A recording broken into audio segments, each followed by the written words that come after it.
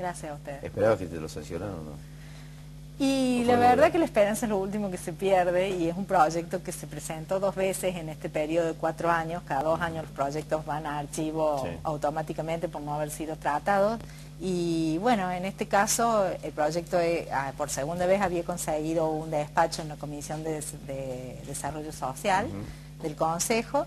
Y bueno, creo que era un proyecto que hubiera sido bueno que hubiera sido sancionado con anterioridad, ¿no es cierto? Pero me parece que nunca es tarde y que se constituye en una garantía para los... ¿Tuviste que negociar mucho, digamos, rescindir parte de del objetivo central que tenía, o en realidad la negociación fue mucho más? No, ni una palabra, porque el proyecto es un solo artículo en el que se establece que todo lo no ejecutado del presupuesto participativo en un artículo puede haber variaciones en cuanto al prácticamente no tuvo. ¿No? No tuvo variaciones. ¿Por qué ahora y no antes? ¿Qué fue lo que sucedió? ¿Más laxitud en materia digamos, de discusión? Sí, bueno, no, la verdad que habría que preguntarle a quienes votaron en otras oportunidades en negativo, ¿no es cierto? Tanto en la comisión fundamentalmente, donde se discutió por qué no lo votaron con anterioridad. Yo creo que en realidad es un artículo que debió haber existido siempre. Lo que pasa es que el presupuesto participativo es una herramienta que está prevista para un año, ¿no es cierto? Pero, ¿qué ocurrió?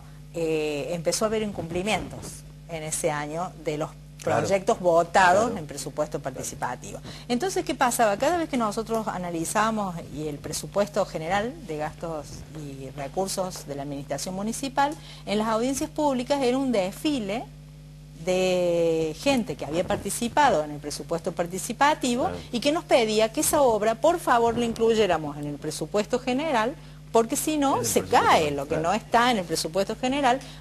Puede ser que se realice la obra, pero es discrecional del intendente de turno a facilitar los fondos para que esa obra se ejecute si no está en el presupuesto de ese año, ¿no es cierto? El presupuesto termina, se elabora un nuevo presupuesto, si no está en el presupuesto ese, y bueno, el intendente puede decidir por buena voluntad sacar fondos de otro lugar y aportársela a esa obra.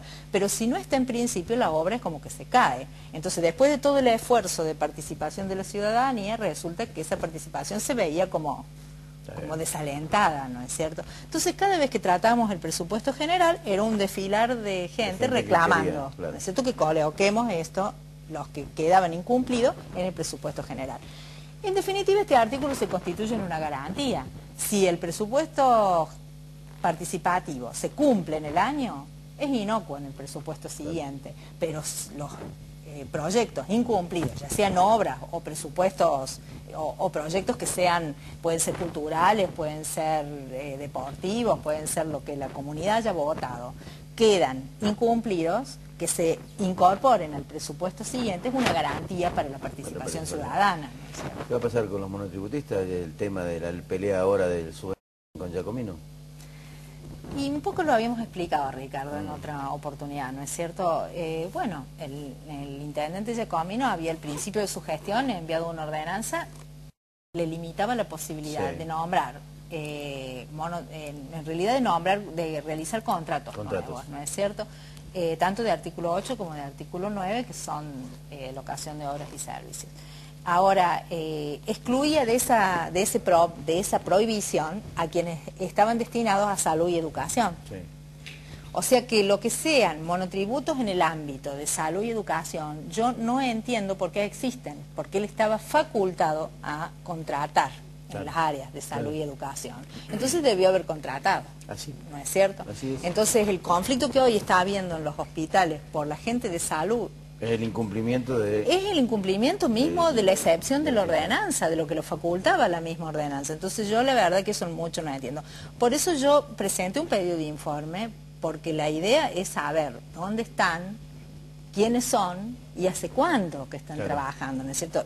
Para nada estoy de acuerdo en proteger precarización laboral, por supuesto. Pero también es bueno saber qué es lo que nosotros estamos habilitando. Yo no me explico por qué el intendente no nombró contratos en vez de contratar monotributos en el área donde él estaba facultado a hacerlo. ¿No es cierto? Entonces, bueno, ese es el tema, que sepamos quiénes son, dónde están y en cuánto Bueno, tiempo. viene una nueva administración, concertación pública y privada. Como mecanismo legislativo, ¿qué va a pasar? Es que, mire Ricardo, orgánicamente como mecanismo legislativo la concertación pública-privada no existe. No existe una ordenanza que ampare las concertaciones públicas-privadas. Existe una ordenanza muy general que fue reglamentada en un determinado sentido por el Ejecutivo, que hace una interpretación de lo que son obras complementarias de determinadas urbanizaciones, y bajo esa ordenanza se autorizan como si fueran concertaciones públicas privadas un montón de obras a cambio de algunas otras prestaciones, pero nunca pasan por el Consejo Deliberante. Claro.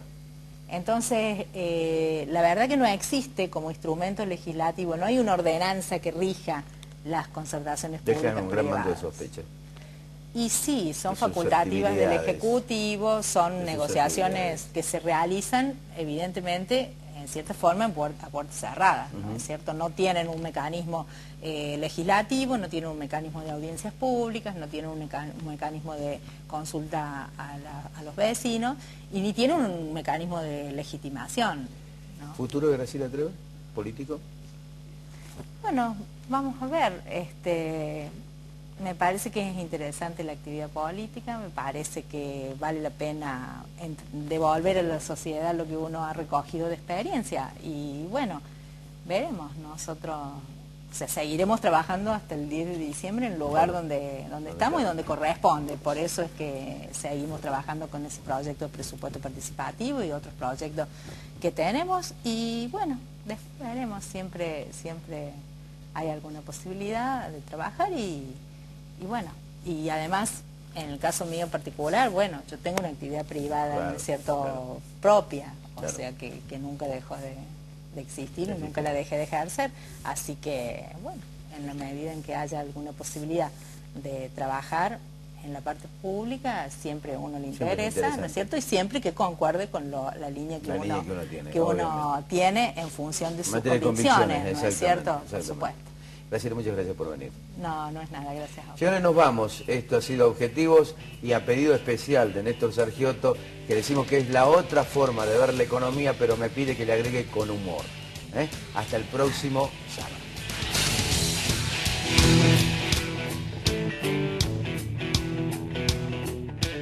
Fabicur Ixap, Marco Aurelio Sosa